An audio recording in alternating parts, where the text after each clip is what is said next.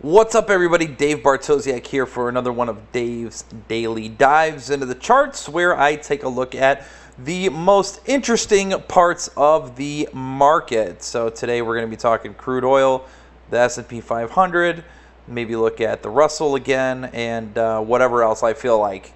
And then after that, we are going to look at 5 Zacks Rank number 5 strong buy stocks that are breaking out. But first, crude.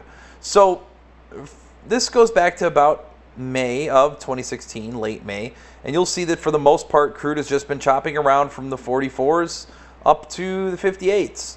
Now, something to notice though here on crude is this series of sort of higher lows. So the low in August was down, 44.30s.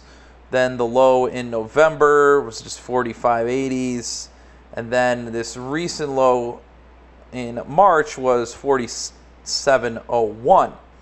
Each time crude kind of finds its way back up to this mid-50s level, and it's been tough for crude to break up above that over the last year.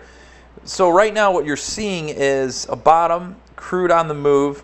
Now the move down took about 3 weeks, so I bet the move up takes about 3 weeks. We've got the commodity channel index that was heavily oversold. Now that's come through the zero line, giving a buy signal here on crude yesterday, and it's followed through on a move higher now into at above the $50 level, which I suspect will move a little bit higher. So if you're looking for stocks to buy, looking at some crude stocks or some oil exploration and production companies probably isn't a terrible idea. Now let's look at the S&P 500. And again, it's just following this nice slow and steady pace that we've seen since the election, that dipped the other day, touched the 50-day moving average, and then rallied higher. But what's been interesting about this is if you look at the intraday chart, essentially it's just a buy the dip kind of deal. So today, if you just would have closed your eyes, closed your nose, and bought the dip shortly after the open, it ripped higher the rest of the day. Yesterday, if you tried to get too cute, so we went down through the Globex low. So there's a dip here, rallies up through the VWAP. We covered this yesterday. Then it comes down, just goes just a few ticks below the Globex low, but then ends up rallying higher throughout the course of the day. And, I mean, do we want to talk about this more? It happened again here the day before. It just dips, breaks the Globex low, and you just buy it and hang on for dear life. And that's what's been happening with the S&P 500, and that's why we've seen this rally sort of continue. So right now, you really got to look for this sort of 2389, but really 2400, I think, even on the cash market. This is the futures, but if you're looking at 2400, I think that's an obvious sort of resistance level. We'll see what will happen. I think we'll get a nice little rally should we get some news out of Trump on tax reform, so that's certainly something to keep an eye out for. Now, when I look at the S&P, I also like looking at the Russell 2000 because those are the small caps, and these are the stocks that should benefit the most from a Make America Great Again Trump rally sort of play. And that's what we're getting here, a bounce off the lows here. Also with the small caps, these have been surging higher along with everything else.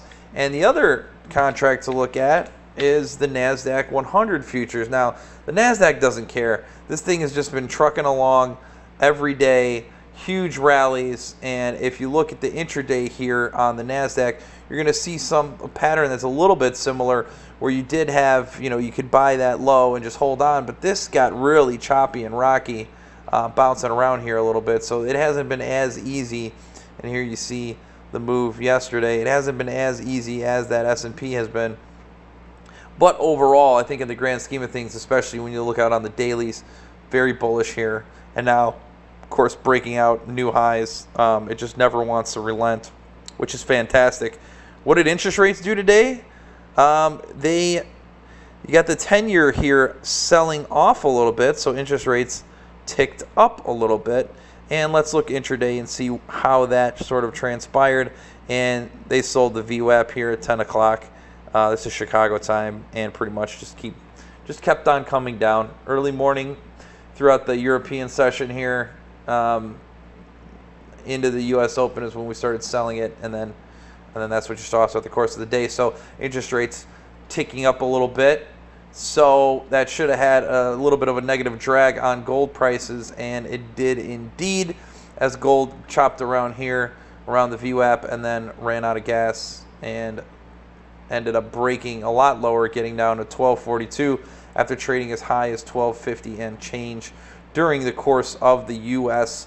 session. So right now, if I'm looking at the way things are, if rates keep ticking on up, gold has already put in a high, and you need to run for the fences. So I would keep, if you have gold or gold stocks, really keep an eye on what's happening with this 10-year, because gold, should this start to keep breaking down, you're talking 1194 in a hurry, and then the 1125s shortly thereafter. Okay, why don't we go ahead and shift gears and talk about a few of these stocks. So first and foremost, I'm talking about Carecom. Again, a Zacks Rank #1 strong buy here. Really a lot of negativity for the stock from July 2016 down into February. And oh my, how things have changed as EPS estimates have turned around. The stock is on fire. Had a big day yesterday, followed by a little day today. But if I'm looking at this, you see this congestion sort of taking place here in the 11s. Now that you've broken up to the top side of that, the volume wasn't spectacular, but it was still there. So these are all very bullish indicators, I think, for Carecom, Care.com. And in the short run, this is definitely a stock to keep an eye on. Another idea we've got for you is Fortinet. So these guys are cybersecurity, I believe. And a little different story, right? So these guys have been very choppy, had a huge uptick on earnings, started creeping down. Another decent earnings report here, and you're hoping they can get some positive momentum and keep on breaking out.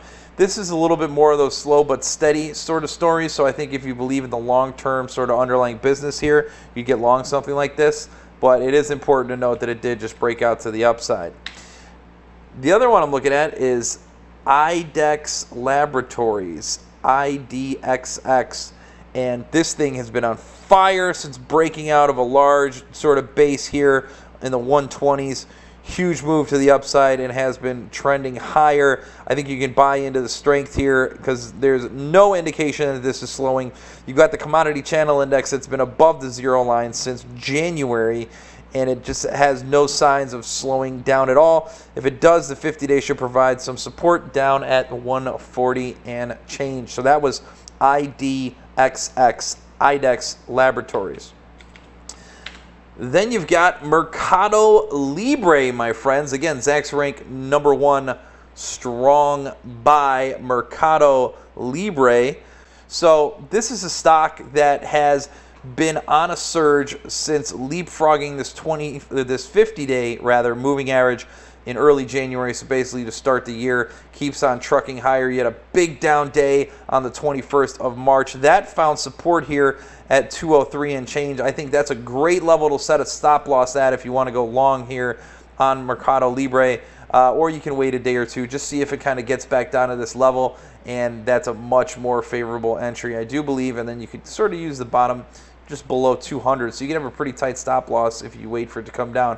But again, there's no guarantees that it does come down that far. And if you're looking at it percentage-wise, I know it's $10, $12 from there on a $200 stock. It's actually not that large of a stop loss. So again, Mercado Libre, ticker MELI.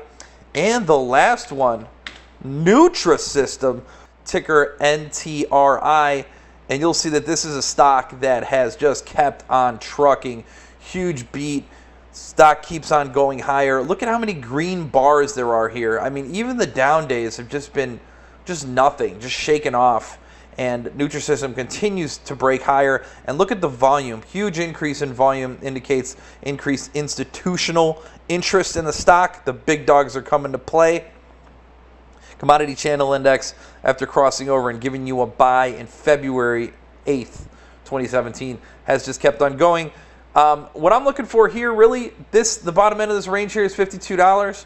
I think you could buy here the breakout, put a stop down below there, and you'll be fine, and you can go ahead and ride this thing off into the sunset. Again, Zacks Rank, #1 strong buy, Nutrisystem, ticker NTRI. Okay, guys, thank you so much for hanging out with me here on Dave's Daily Dive. I will talk to you all tomorrow after the market gives us some deliciousness to look at. And again, you can follow me on Twitter at Bartosiastics, BARTOSIASTICS. Yes, that's a lot of letters.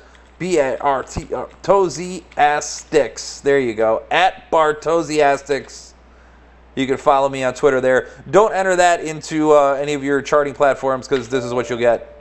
Totally invalid. So, all right, guys, thank you so much, and I will see you all tomorrow. Have a good one.